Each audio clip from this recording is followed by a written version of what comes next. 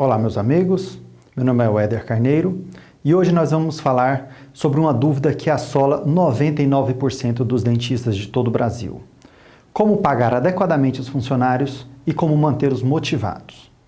Para isso, eu trouxe 2 trabalhos científicos e é disso que nós vamos discorrer durante o nosso assunto de hoje. Eu recebo muitos e-mails, muitos amigos me procuram, sempre com a mesma dúvida: Éder, como manter a minha equipe odontológica motivada? Se essa também é a sua dúvida, você deverá ouvir esta aula até o final. E para exemplificar o que nós vamos falar hoje, eu vou trazer um trabalho da MIT, em Massachusetts, feito por Dan Ariely, que ele pegou 2 grandes grupos de alunos dessa escola e dividiu em 2 tipos de tarefas. Um determinado grupo faria tarefas rudimentares, como deslocar um objeto de um ponto A a um ponto B. A um segundo grande grupo foi dado tarefas cognitivas, onde seria necessário a habilidade de captar os estímulos externos para resolver o problema. Para os 2 grupos foram oferecidos 3 níveis de recompensa de acordo com a velocidade do tempo de término da tarefa. Uma pequena recompensa, uma média recompensa e uma grande recompensa. Os resultados desse trabalho foram muito interessantes.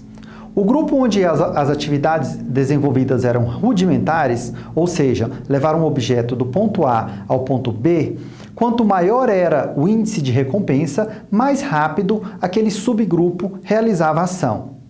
No entanto, para a surpresa geral, nas atividades cognitivas, onde seria necessário desenvolver habilidades para avaliar o ambiente em volta de si, quanto maior era o benefício oferecido, pior eram os resultados. Ou seja, o preço que era pago para desenvolver uma tarefa de forma mais rapidamente fazia com que as atividades cognitivas tivessem um desempenho muito aquém do necessário. Bom, podemos pensar que esses dados não são tão significativos, afinal, foram executados com alunos do MIT. E aí, então, levou-se esse estudo para a Índia, com a mesma condição, uma tarefa básica, rudimentar, e uma tarefa cognitiva, oferecendo 3 níveis diferentes de prêmio, conforme o primeiro trabalho. Os resultados na Índia foram exatamente igual aos resultados obtidos em Massachusetts. Esse trabalho foi repetido por mais de 40 países, em várias épocas diferentes ao longo dos últimos 20 anos, e os resultados sempre foram idênticos. Para tarefas rudimentares, aumentar o bônus de recompensa faz com que o grupo trabalhe mais rapidamente. No entanto, quando nós precisamos de tarefas cognitivas, nós precisamos de pessoas que entendam o que está acontecendo ao seu redor, os bônus atrapalham o resultado final. Eis uma grande questão a ser estudada. Vamos agora à LSI, a Universidade de Economia de Londres, de onde já saíram 11 prêmios Nobel de Economia ao longo do tempo, e também o Mick Jagger, o grande cantor. Esses mesmos professores da LSI pegaram 51 casos de empresas inglesas para serem estudados. Em todos os casos, os professores chegaram à mesma conclusão: o oferecimento de bônus parece prejudicar a atividade cognitiva daqueles aos quais o prêmio era oferecido. Esses 2 trabalhos mostram que quanto mais se exige uma resposta cognitiva do seu funcionário e mais se oferece bônus para que ele tenha resultado, pior é a performance dele. Agora, dentro do mundo da odontologia, nós atendemos pessoas que têm um trabalho altamente personalizado. Afinal de contas, um trabalho de um cliente nunca é igual a de outro cliente.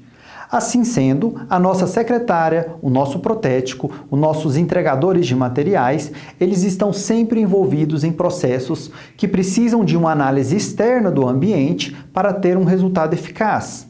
Ou seja, estamos no grupo das pessoas que não se motivam pelo aumento salarial. O que os 2 trabalhos mostram é que quanto mais eu ofereço bônus para pessoas que precisam desenvolver atividades cognitivas, ou seja, reconhecer o ambiente em sua volta, pior é o desempenho deles. Em odontologia, isto muito me preocupa, porque, apesar de a ciência dizer uma coisa, os gestores estão cada vez mais oferecendo bônus, salários e recompensas que não trazem benefícios na prática do consultório clínico. Infelizmente, A maioria dos gestores ainda tomam decisões baseadas em empirismo, achismo e muito menos em ciência. E se nós queremos realmente sair dessa bagunça econômica que se encontra no mercado atual, devemos tomar decisões que são baseadas naquilo que realmente é valorizado pelos nossos funcionários. E a boa notícia é que os cientistas realmente trouxeram uma nova abordagem que representa uma nova forma de visão de mercado naquilo que realmente importa para o seu funcionário. E nós podemos resumir o que realmente interessa em 3 grandes grupos: autonomia, domínio e propósito. A autonomia significa que o meu funcionário ele tem a liberdade para tomar decisões de acordo com as suas próprias convicções. É claro que numa empresa eu não posso simplesmente deixar o meu funcionário livre para ele tomar a decisão que ele quiser. Para isso, é muito importante que a empresa tenha os seus valores, missão e visão bastante alinhados. E isso seja passado para os seus funcionários de forma coerente, coesa, concisa, para que ele entenda e vivencie esses 3 grandes motivadores empresariais. Dentro da sua missão, visão e valores, você consegue fazer com que o seu funcionário tenha autonomia para agir dentro desses princípios que regem a empresa. Assim sendo, seu funcionário não terá dúvidas diante de determinados questionamentos. Isso vai poupar-lhe tempo do gestor e vai fazer com que o funcionário se sinta mais livre para tomar decisões que são realmente importantes. Isso vai trazer grandes benefícios para a sua empresa. O segundo ponto é o domínio, ou seja, o funcionário precisa estar treinado para conhecer os processos que são realizados dentro da empresa. Se a sua secretária não sabe ao certo por que ela tem que preencher determinadas fichas, ela não vê um motivo óbvio para continuar fazendo aquilo bem feito.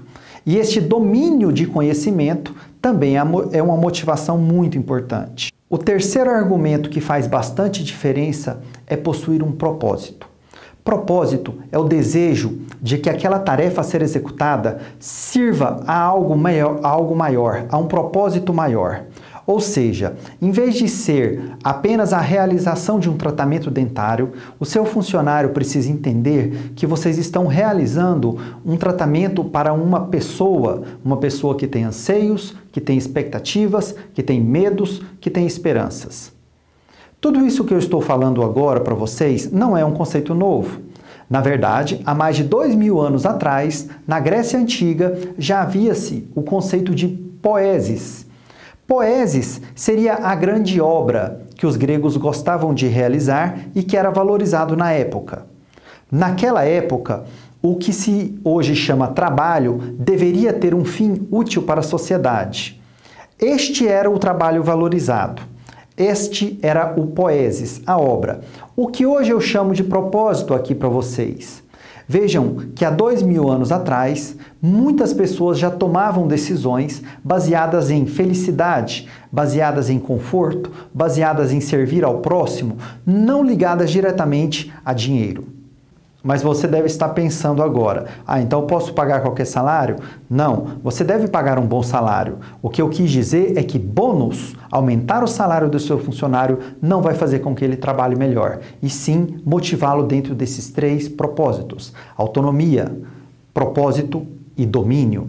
Faça isso e você não vai errar. Você vai ver que a sua equipe vai trabalhar cada vez melhor, mais motivada. Os seus pacientes verão o resultado, porque eles vão se sentir acolhidos dentro do seu consultório, dentro da sua clínica. Isso te trará novas indicações e é disso que você precisa.